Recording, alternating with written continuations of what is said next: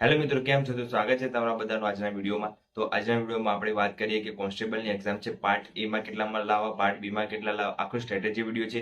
રોજનું શું વાંચવું એ બધું આજના વિડીયોમાં કવર કરી લઈશું, તો તમને બધું આઈડિયા આવી જશે. હવે એક્ઝામને 2 મહિના બાકી છે અને 2 મહિનામાં આપણે કેટલું રિવિઝન કરવું જોઈએ, કયા સબ્જેક્ટ ઉપર વધારે ભાર આપવો જોઈએ અને કયા ટોપિક વધારે કરવા જોઈએ. કેમ કે પેપર એવી રીતનું છે કે પાર્ટ એ અને પાર્ટ બી બંનેમાં ક્વોલિફાય થવાનું છે અને સાથે સાથે મેરિટમાં નામ પણ લાવવાનું છે. એટલે થોડું ઓકવર્ડ પડે એવું છે. તો આજનો વિડીયો તમે જોશો તો તમને થોડું આઈડિયા આવી જશે કે શું કરવું જોઈએ, અને ઘણાને હજુ ખબર નથી કે કઈ બુક વાંચવી જોઈએ એ. તો આજના વિડીયોમાં બધું કવર કરી લઈશું. તો વિડીયો આખો જો સ્કીપ કર્યા વગર તો તમને બધું આઈડિયા જશે. ચલો વિડીયો શરૂ કરીએ.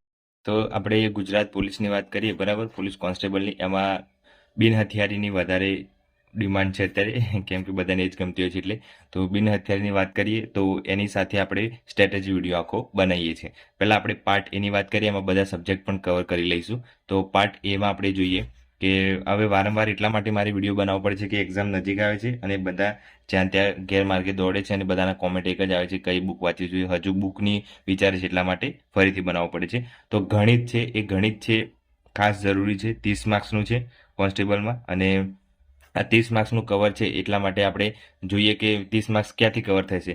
તો આપણે નીરજ ભરવાડની બુક છે એ લાવી દેવાની, નીરજ ભરવાડની, એમાંથી થઈ જશે, બરાબર. અને ફ્રીમાં યુટ્યુબમાં જોવું હોય, યુટ્યુબમાં તો તમને ખબર જ છે, કિશન કરીને છે, કિશન સર, બરાબર.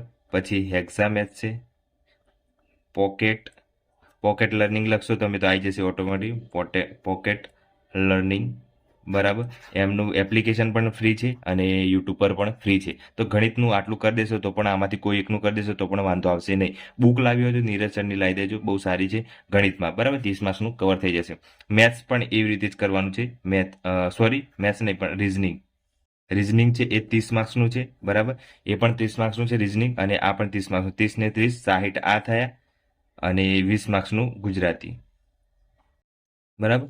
તો રિઝનિંગ પણ આ બધામાં ફ્રી છે, યુટ્યુબમાં ફ્રી છે. જે એક્ઝામ એસ છે, પોકેટ લર્નિંગ છે, કિશન સર છે, નીરજ ભરવાડની રિઝનિંગની બુક લાવી દેજો, પાર્ટ 1 અને પાર્ટ 2, બરાબર. આ બે કવર થઈ જશે ઓલમાં. અને ગુજરાતી છે યુવાનું કરી દેજો, કાં તો કાજીનું કરી દેજો, બરાબર. આ બંનેમાંથી કોઈ એકનું કરી દેશો તો પણ વાંધો નહીં આવે ગુજરાતનું. તો આ ટોટલ 80 માર્ક્સનું છે અને આમાં પણ 40% લાવવાના ફરજિયાત છે. તો આપણે મેક્સિમમ કવર કરીએ તો શું કરવાનું, આપણે ગણિતમાં છે એ 15 અડધા લાવી દેવાના, અને રિઝનિંગમાં છે બને ત્યાં સુધી 20 કે 25 લાવી દઈશું. 25 લાવી દઈએ આપણે તો પણ વાંધો આવે નહીં. અને ગુજરાતીમાં 15 જેવા આવે, 5 10 15નો પાછળ વધી 1 2 2 4 1 5 55 જેવા માર્ક્સ આપણે આમાં થઈ જાય છે. પાર્ટ એમાં 55 માર્ક્સ કવર થઈ જાય, બરાબર. તો આ રીતના ટાર્ગેટ રાખવાનું કે આપણે 55 માર્ક્સ છે એ પાર્ટ એમાં લાવી દઈશું. બીજું છે કે આપણે પાર્ટ બીમાં શું કરીશું. પાર્ટ બી બધાને હાર્ડ પડતો હોય છે, કેમ કે વાંચવાનું છે, બહુ બધા સબ્જેક્ટ છે. એટલે તો પાર્ટ બી આપણે જોઈએ તો કેટલા માર્ક્સનો છે, 120 માર્ક્સનો પાર્ટ બી છે, બરાબર. તો 120 માર્ક્સનો પાર્ટ બી છે, તો એમાં પણ બધા સબ્જેક્ટ કરવાના છે. એમાં બંધારણ છે એ ખાસ કરવાનું છે, કેમ કે બંધારણના ટોપિક આપેલા છે આપણને, એ ટોપિક વાઇઝ આપણે વાંચવાનું છે. તો ટોપિક જેના આપેલા એ આપણે કરીએ. તો બંધારણ 30 માર્ક્સનું છે, બરાબર, અને ટોપિક પણ આપેલા છે. તો 30 માર્ક્સ આપણે કવર કેવી રીતે કરીએ. તો 30માંથી આપણે ઓલમોસ્ટ 20 કે 25 આપણે લાવી દઈએ. 20 to 25 આપણે ટાર્ગેટ રાખવાનું બંધારણમાં. અને બંધારણ ક્યાંથી કરશો, તો યુટ્યુબ પર ફ્રી છે, યુટ્યુબ પર નિર્મિત પટેલ, આ સરના વિડીયો જોઈ લેશો તો વાંધો નહીં આવે. નિર્મિત પટેલ વેબ સંકુલ, બરાબર, વેબ સંકુલ, આટલું સર્ચ મારશો તો યુટ્યુબ પર તમને આવી જશે અને ફ્રીમાં કરી શકો છો. અને બુક વાંચવી હોય તો તમે યુવાની લઈ શકો છો. યુવાની બેસ્ટ બુક છે, કાં તો કાઝીની. આ બંનેમાંથી કોઈ એક બુક રાખજો તો વાંધો નહીં આવે. બંધારણ છે કવર થઈ જશે 30 માર્ક્સનું, અને ફ્રીમાં લેક્ચર જોઈ લેવાની એકવાર, પછી બુક જ રિપીટ કરવાની, નોટ્સ બનાવે તો નોટ્સ, અને 25 માર્ક્સ છે ઓલમોસ્ટ આપણે આવે એવી રીતના ટાર્ગેટ રાખવાનું. તો બંધારણ થઈ જશે. બંધારણ ટોપિક આપે છે એટલે 25 માર્ક્સ એના આવશે. અને પછી આપણે જે ઇતિહાસ, ભૂગોળ અને વારસો, આ 50 માર્ક્સનું છે. અને આ 50 માર્ક્સથી આપણે ઓલમોસ્ટ 30 માર્ક્સ લાવી દઈએ તો પણ વાંધો આવે નહીં. 50માંથી 30 આવે, બધામાં 10 10 10 ગણીએ તો પણ 30 આવે, બરાબર. એટલે આ ઇતિહાસ ભૂગોળ વારસો છે એ યુવાની બુક છે, એ યુવાની બેસ્ટ બુક છે. એનસીઆરટી વાંચી લેશો તો ઇતિહાસ ભૂગોળ વારસો છે એ તમારે વાંધો નહીં આવે, કવર થઈ જશે અને ઓલમોસ્ટ સારા માર્ક્સ આવશે એ રીતનું બુકમાં છે. તો બીજું છે જીકે, કરંટ અને વિજ્ઞાન. આ 3 સબ્જેક્ટ છે એ 40 માર્ક્સના છે, બરાબર. તો આ 40 માર્ક્સના છે. આ 40 માર્ક્સનું કવર કેવી રીતે કરવાનું? તો જીકે તો વર્લ્ડ ઇન બોક્સની છે, વર્લ્ડ ઇન બોક્સ એ કરી દેવાનું. કરંટ છે, આઈસીનું રાજકોટનું છે, વીકલી આવે છે એ કરી દેશો. અને વિજ્ઞાન છે એ કોઈ બીનું કરી શકો છો, યુવાનું કરી શકો છો. પછી એક યાદ રાખો, યુટ્યુબ પર જોઈ લેજો વિડીયો, બરાબર, અક્રમ સરનો, અક્રમ સર, બરાબર, વેબ સંકુલ, વેબ સંકુલ, વાવાઝોડું, બરાબર, એનસીઈઆરટીનું વાવાઝોડું એ સિરીઝ છે વિજ્ઞાનનું, એટલું જોઈ લેશો એટલે વાંધો આવશે નહીં, ઓલમોસ્ટ બધું કવર થઈ જશે. તો આટલું કરશો, જીકે, કરંટ અને આ, કાં તો આને મંથલી મેગેઝિન લાવી દેવાની યુવાની, બરાબર, તો વાંધો નહીં આવે. યુવાનું મંથલી મેગેઝિન લાવી દેજો. અને 40 માર્ક્સ છે એમાંથી ઓલમોસ્ટ આપણે અડધા અડધા કરી 10, 20, 30, આમાં પણ 30 લાવી દઈએ તો પણ વાંધો આવે નહીં, બરાબર. તો દરરોજનું દરરોજ કરજો કરંટ અફેર, તો વાંધો નહીં આવે. બાકી છેલ્લે કવર કરવા જશો તો મોંઘું પડી જશે. તો આપણે જોઈએ કે આ ટોટલ જે પાર્ટ બી છે એમાં કેટલા થયા. બંધારણમાં આપણે 25 લાવવાના હતા, બરાબર, અને ઇતિહાસ ભૂગોળ વારસોના 30, અને આના પણ 30, બરાબર. તો 5, 3, 3, 6, 7, 8, તો 85 માર્ક્સ ઓલમોસ્ટ આપણે કવર થઈ જાય છે આમાં, તો વધી જાય છે. તો જો એક વસ્તુ યાદ રાખવાનું, આપણે 30 એટલા માટે રાખીએ, આપણે 10 નો માઇનસ રાખીએ, પણ એટલા બધા ના આવે તો પણ વાંધો આવે નહીં. હવે આપણે 30 અને 55 ભેગા કરીએ તો 0, 1, 8, 9, 10, 11, 12, 13, 14, 140 ઓલમોસ્ટ કવર થાય છે.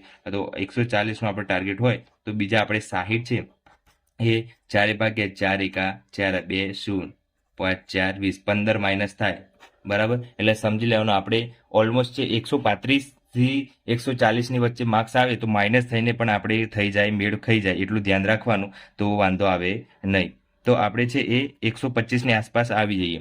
તો 120 અને 125 આપણો આ સેફ સ્કોર છે, બરાબર. જેને પણ 120, 125 આવે છે એટલું સમજી લેવાનું કે સેફ સ્કોર છે.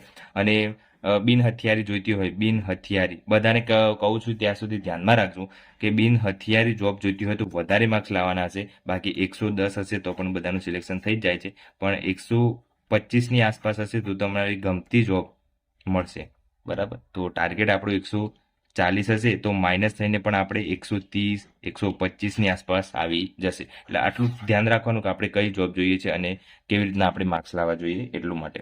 તો એટલું યાદ રાખવાનું કે પહેલા પાર્ટ એ છે, પાર્ટ એમાં આપણે મેન કયા કયા સબ્જેક્ટ કરવાના કહી દઉં. ગણિત કરવાનું 30 માર્ક્સનું છે, રિઝનિંગ કરવાનું 30 માર્ક્સનું છે, અને ગુજરાતી કરવાનું 20 માર્ક્સનું છે, બરાબર. બંધારણ કરવાનું 30 માર્ક્સનું છે, અને બીજો કયો સબ્જેક્ટ રહ્યો, વિજ્ઞાન કરવાનું. વિજ્ઞાન કરવાનું એટલે 10 માર્ક્સનું એમ સમજી લેવાનું, બરાબર. આ આટલા છે, આ બધાનું આપણને ખબર છે. ગણિતનું ખબર છે, રિઝનિંગનું ખબર છે, કેમ કે ગણિત રિઝનિંગ આપણને ખબર છે કેટલું કરવાનું હોય છે બધા ચેપ્ટરો. પછી ગુજરાતી ખબર છે, ફકરા ઉપરથી જવાબ લખો. બંધારણના ટોપિક આપેલા છે એટલે આપણને ખબર છે કેટલું કરવાનું છે. વિજ્ઞાનના ટોપિક આપેલા છે એટલે આપણે ખબર છે કેટલું કરવાનું. તો આટલા છે. 3 ને 3, 6, 7, 8, 3 ને 3, 6 ને 3, 9, ને 10, 11, 12, 120 માર્ક્સનું આપણને ખબર છે કે આપણે શું કરવું જોઈએ. તો 120 માર્ક્સનું આપણે ટાર્ગેટ રાખવાનું. પહેલા રિવિઝનમાં શું કરવાનું, રિવિઝન આપણે પહેલા 120 માર્ક્સનું કરીશું, અને બાકી બધું છે એ પછી કરીશું. ઇતિહાસ ભૂગોળ વારસો છે એ પછી કરીશું. પહેલા જે આટલું જે ટોપિક આપેલા છે એટલું ખાસ કરી દઈશું. એમાં પાર્ટ એમાં તો ખાસ કરીને મેથ્સ રીઝનિંગ કરી દેજો, ગુજરાતી કરી દેજો, અને બંધારણ ખાસ કરી દેજો, અને વિજ્ઞાન કરી દેજો. આટલું છે એ પાર્ટ એમાં છે એ આ 3 સબ્જેક્ટ છે એ આ 3 કરી દેજો, અને પાર્ટ બીમાં આ 2 સબ્જેક્ટ છે 40 માર્ક્સના એ ખાસ કરી દેજો, એટલે તમારે વાંધો આવશે નહીં. આટલું કરશો તો તમારી એક્ઝામમાં છે એ માર્ક્સ વધી જશે, અને આ વિડીયો ખૂબ યુઝફુલ થશે તમને.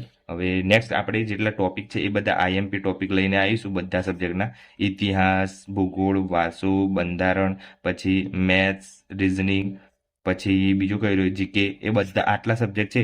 કરંટ સિવાય, બરાબર, બીજા બધા સબ્જેક્ટ આમાં કવર કરી લઈશું. જેમાં આઈએમપી ટોપિક હશે એટલા જ તમારે કરવાના, વધારે કંઈ કરવાની જરૂર રહેશે નહીં. તો આવી રીતનું તમને યુઝફુલ થશે. જો તમારે કદાચ ડેલીનો ટાઈમ ટેબલનો વિડીયો જોઈતો હોય તો આપણે એનો પણ અલગથી બની દઈશું. કોમેન્ટ કરજો તો આપણે એનો પણ વિડીયો બની દઈશું, તમને યુઝફુલ થાય એટલા માટે. દરરોજ શું વાંચવું જોઈએ, કયા સબ્જેક્ટનો કેટલો ટાઈમ આપવો જોઈએ, એ બધું.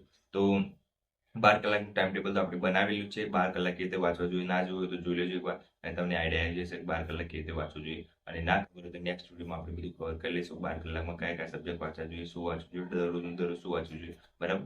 તો વિડીયો ગમે તો લાઈક અને સબસ્ક્રાઈબ કરી દેજો. તમારા મિત્રોમાં જેટલા તૈયારી કરતા હોય પોલીસ કોન્સ્ટેબલ એ બધાને શેર કરી દેજો, કેમ કે એ બધાને આઈડિયા નથી હોતું શું વાંચવું જોઈએ શું નહીં. અને ફ્રીમાં ગણિત કરવું હોય તો કરી દેજો, કાં તો કોર્સ લેવો તો કોર્સ લઈ શકો છો કોઈ બીનો.